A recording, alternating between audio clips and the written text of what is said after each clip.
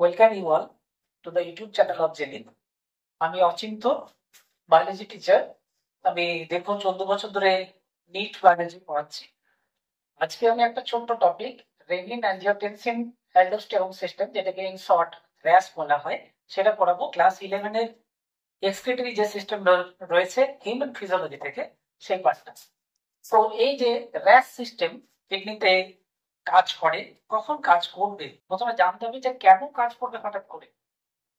যদি কোনো মানুষ সারাদিনে জল কম খায়, তার মানে তার ব্লাড ভলিউম আস্তে আস্তে কমে যেতে থাকে। তাহলে জল কম খাচ্ছে কিন্তু ঘাম হচ্ছে, জলের পরিমাণ কমে যাচ্ছে। তাহলে সেটা যেটা ইফেক্ট করে সেটা হচ্ছে প্রথমে হচ্ছে লো ব্লাড, কিংবা এবার যেটা হচ্ছে গ্লোমেরুলার ফিল্টারেশন রেট, যেটা সাধারণত 125 ml পার মিনিট হয়, সেটাও কিন্তু কমে যাবে যদি জলের পরিমাণ কম হয়। তাহলে আমরা লিখতে পারি লো GFR। এই দুটো কন্ডিশন যথেষ্ট রেনিন অ্যাঞ্জিওটেনসিন সিস্টেমকে চালু করে দেওয়ার জন্য। এবার যেটা হয়, এরা কিডনি থেকে, কিডনির একটা স্পেশাল সেল, তার নাম জেজি সেল, জাক্সট্রা গ্লোমেরুলার সেল। জেজি সেলে অলরেডি একটা প্রোটিন থাকে যার নাম প্রোরেনিন। এটাকে কনভার্ট করে দেবে রেনিনে। এবার রেনিন হচ্ছে আসল কাজ করবে। কিভাবে করবে? রেনিন লিভার থেকে তৈরি হয় এরকম একটা জিনিস, তার নাম হচ্ছে অ্যাঞ্জিওটেনসিনোজেন। অ্যাঞ্জিওটেনসিনোজেনকে অ্যাঞ্জিওটেনসিন 1 এ কনভার্ট করে দেবে। অ্যাঞ্জিওটেনসিন 1 কিছু করতে পারবে না। অ্যাঞ্জিওটেনসিন 1 টা আবার অ্যাঞ্জিওটেনসিন 2 তৈরি করবে। অ্যাঞ্জিওটেনসিন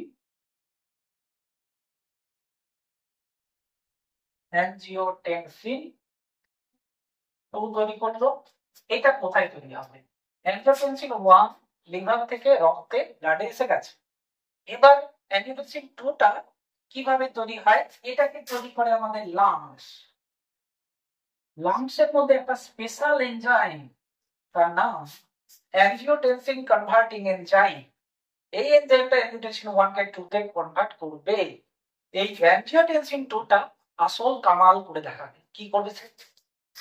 অ্যাঞ্জিওটেনসিন 2 এ ব্লাড ভেসেল কনস্ট্রিকশন করবে। ব্লাড ভেসেল যদি কনস্ট্রিকশন হয়ে যায়, তাহলে ব্লাড প্রেশার বেড়ে যাবে। আমার এখানে প্রেশার কমেছিল, লো ব্লাড ভলিউম মানে বিপি এখানে কম ছিল, তাহলে ব্লাড প্রেশারকে আবারও বাড়িয়ে দেবে। তার সাথে জিএফআর কমে গেছিল, সেটাকে বাড়িয়ে দেবে। তাহলে জিএফআর বেড়ে গেল, মানে বডির যে প্রেশার ফল ডাউন হয়েছিল সেটাকে রিস্টোর করে দিল, জিএফআরটাকে রিস্টোর করে দিল। ওকে, তাহলে যেটা আমরা বললাম এখন পর্যন্ত, বিপি ব্লাড প্রেশার বেড়ে গেল, গ্লোমেরুলার ফিল্টারেশন রেট বেড়ে গেছে। এবার সাইড বাই সাইড অ্যাঞ্জিওটেনসিন 2 আরো একটা কাজ করে দেয়। কি করে?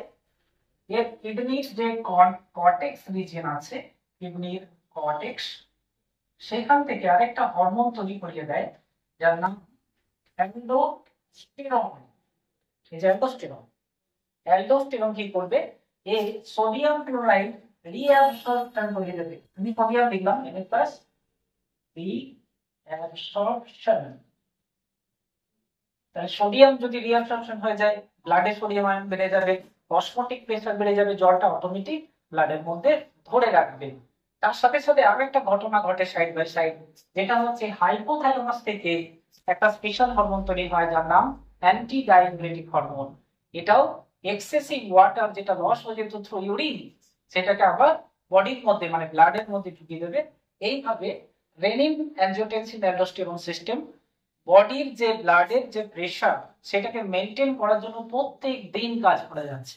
কন্ডিশন হচ্ছে যদি আমি প্রচুর ঘামি, যেমন এখন আমি পড়াতে পড়াতে ঘেমে যাচ্ছি, আজকে গরম আছে মারাত্মক, তো গল্পটা হচ্ছে যে যদি ঘাম হয় অথচ আমি জল বেশি খাচ্ছি না, সেই কন্ডিশনে এই সিস্টেম কাজ করবে।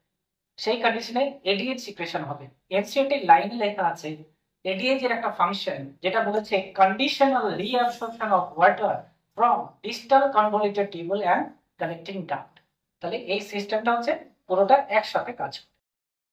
ওকে, র্যাসের পরে আমি যেটা আজকে বলবো আর একটা ইন্টারেস্টিং জায়গা ডেমনস্ট্রেশন করে দেখাবো, সেটা হচ্ছে আমরা মানুষেরা দুটো চোখ দিয়ে কিন্তু একটাই জিনিস দেখি। এই যে চকটা আমি দেখছি, এখানে যদি আরেকটা চক বা আমরা আঙুলটা রাখলাম, দুটো চোখে দুটো জিনিস যদি এইভাবে রাখি তাহলে আর দেখতে পাবো না।